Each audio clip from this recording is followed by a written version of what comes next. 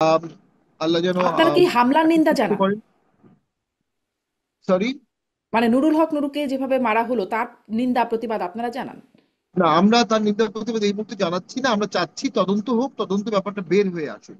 হুম। কোন জায়গা থেকে উস্কানি ছিল। আপনি অবশ্যই নুরুকে আঘাত করা হয়েছে, এটা দুঃখজনক। কিন্তু তার বাহিনীও তো, তার লোকজনও তো পুলিশকে আঘাত করেছে আমাদের হুম। চোখের সামনে। তার বাহিনী তো সেনাবাহিনীকে আঘাত করেছে। অন্তত 4 থেকে 5 জন সেনাবাহিনী সদস্য আমাদের সামনেই আহত হয়েছে। তো সে বিষয়টি অবশ্যই এখানে প্রভোকেশন ছিল, এখানে ষড়যন্ত্র ছিল, কনস্পিরেসি ছিল, তৃতীয় পক্ষ থাকতে পারে। জি। তৃতীয় পক্ষ এখানে এই দ্বন্দ্বটি লাগিয়ে, এই দ্বন্দ্বটি ক্রিয়েট করে, দেশকে অস্থিতিশীল করে নির্বাচন ছাড়া দেশ চালানোর জন্য প্রমোট করতে পারে। আমরা তো পুরো ব্যাপারটার মধ্যে একটা গভীর জলে মাছ ধরার একটা ষড়যন্ত্র দেখতে পাচ্ছি। জি, এবং দেখতে পাচ্ছেন ব্যারিস্টার শামীম পাটোয়ারি, আমি দেখছিলাম ডাক্তার জাহেদ মাথা নাড়ছেন, নিশ্চয়ই তার এই বিষয়ে বক্তব্য আছে।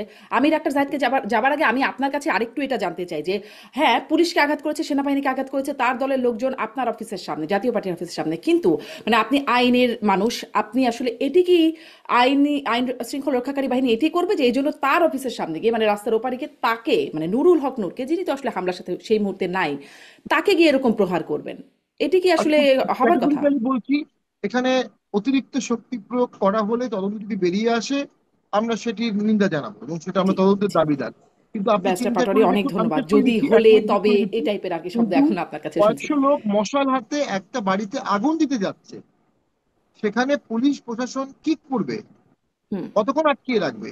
এবং শুধু মশালটা পুলিশ প্রশাসনের দিকে, পুলিশ এবং আর্মির দিকে ছুঁড়েও মারা হয়েছে, আগুন ছুঁড়ে মারা হয়েছে। হুম। এই ঘটনাগুলো তো অবশ্যই নিরপেক্ষ তদন্ত করতে হবে। জি। প্রভোকেশন কে ছিল, প্রথম ধাক্কা কে দিয়েছে, প্রথম গায়ে হাত কে তুলেছে। তো পুরো জিনিস যদি গোড়া থেকে ইলিগাল, আপনি একটা পার্টির অফিসে আগুন দিতে যাবেন কেন? তা তো বটেই, তা তো বটেই যে ব্যারিস্টার পাটোয়ারি, সেটি তো খুব যৌক্তিক প্রশ্ন, কেন আগুন দিতে যাবেন? আমি ডাক্তার জাহেদ, আপনি মাথা নাড়ছিলেন, আপনার নিশ্চয়ই এখানে কিছু বক্তব্য আছে, আমি প্রশ্নটাও জুড়ে দেই এর সাথে সাথে, আপনি নিশ্চয়ই পুরোটাই একসাথে বলবেন যে কেন আসলে এরকম হলো? পুলিশ, সেনাবাহিনী কেন এরকমভাবে নুরুকে লাঠিচার্জ করলো? এটি তো আসলে এই সময়ের বাস্তবতায় উল্টাই হতে দেখি। যদি আমরা সেই যদি বলি মুক্তিযোদ্ধাদের যে একটা আয়োজন ছিল রিপোর্টার্স ইউনিটিতে, সেখানে দেখলাম যারা মব করলো, মবকারীদের কিছু করা হলো না, তারা বীর দর্পে চলে গেল, যারা আসলে আয়োজনটা করছিল তাদেরকে ধরে নিয়ে যাওয়া হলো পরে। আর এখানে আম, মানে বরাবরই এরকম আচরণ এখন দেখা যাচ্ছে, সেখানে এখানে এরকম পুলিশ সেনাবাহিনীর এরকম আচরণ আসলে কেন? শারমিন, এই প্রশ্নটা আমারও, কিন্তু আমি যে কারণে মাথা নাড়ছিলাম সেটা একটু বলি। নুরুল হককে যখন পেটানো হয়, এটার ভিডিও আমাদের সামনে আছে। আপনারা হুম। দুজন ঘটনাচক্রে এখানে একেবারে আইনের মানুষ, আইন পড়াশোনা করা মানুষ। পুলিশ বল প্রয়োগ করতে পারে, পুলিশ লাঠিচার্জ করতে পারে, পুলিশ গুলি করতে পারে, পুলিশ মানুষের প্রাণ সংহারও করার ক্ষমতা আছে, কারণ তার হাতে লেথাল ওয়েপনও আছে। এখন যেই পরিস্থিতিতে বল প্রয়োগ করা হয়েছে, নূর কি পুলিশ বা যৌথ বাহিনীর উপরে কোনো থ্রেট তৈরি করছিলেন? আমরা ভিডিও দেখেছি, উত্তর হচ্ছে না।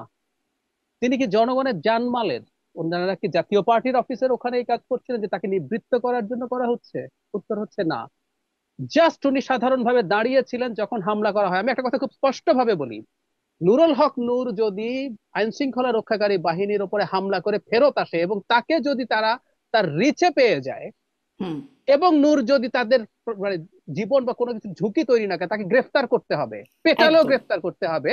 সেনাবাহিনী এবং পুলিশ এসে পাল্টা পেটাতে পারে না, এটা একদম পারে না। জেনুইন সোজা সাপটা কথা।